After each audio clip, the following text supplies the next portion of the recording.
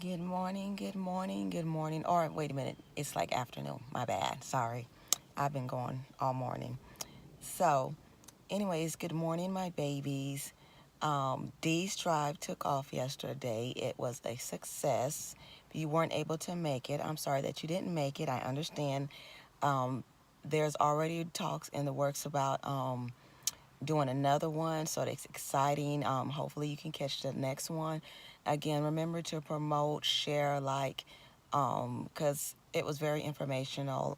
It was very touching, very moving, um, and it serves a purpose. And it's all my baby, so I was super, super excited about that. So now back to other business, which is our series on sin. So we're now on our fourth one. We've gone over envy, wrath, and pride. So now we're on to laziness. Cool thing is laziness is like an easy one to understand, so it's quick to the point, um, but it is still beneficial. Um, and we can use that understanding our laziness in every area of our life. The most importantly is when we're lazy with God. That's first and foremost. Um, Again, if you're, you know, whatever your belief is in higher power, divine intervention, whatever it is, if it's God, whomever, your laziness to whatever your belief is what manifests what's going to happen.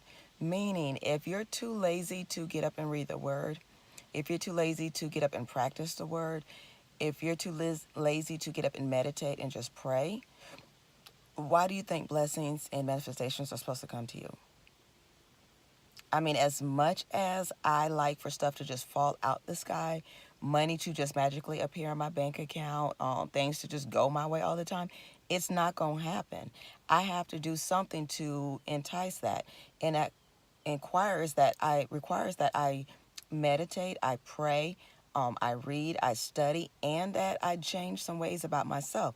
So remember, we're in this sin series because we are cleaning out the gook of ourselves and the nastiness, the things that make us better, so we could put in better things and things can start happening better for us and things can start appearing. So we have to address the laziness as well. We can't expect anything to come if we're going to be lazy. I remember when we first got our house.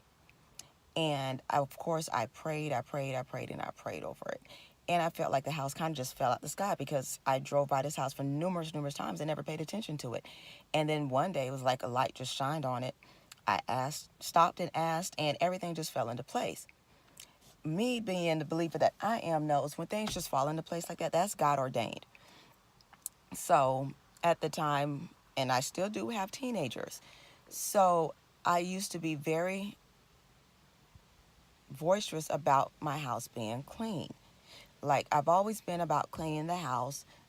Sometimes I would get lazy about it because, of course, I'm a mom. I work, I cook, I'm a wife. I work, cook, clean, go to activities, name it. I'm always on the go. So sometimes your house activities lack. But one thing I said that wasn't going to lack in my house was cleaning my house because I knew that was a blessing from God. When we start realizing our blessings, our gifts, our manifestations, our desires, we stop being lazy. I used to tell my son, like, when it comes to football practice and soccer, oh, you on it. You beat me out the door. But let it be time for you to go to school.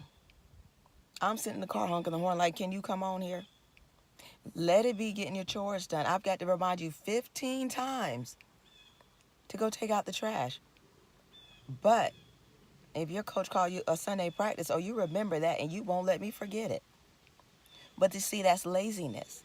So we have to learn. We have to get rid of that laziness for some things that we want, some things that we don't want. No, there's going to be plenty of times we don't want to get up and clean up. There's going to be plenty of times we don't want to read. God knows I'm not a morning person. I think I've said that 50 million times. Anybody that knows me, I'm not a morning person. If you want anything out of me, the best time to get it from me is late in the afternoon. I've got to get my mind right. I've got to get everything together. But working at the bank, I had to get up early.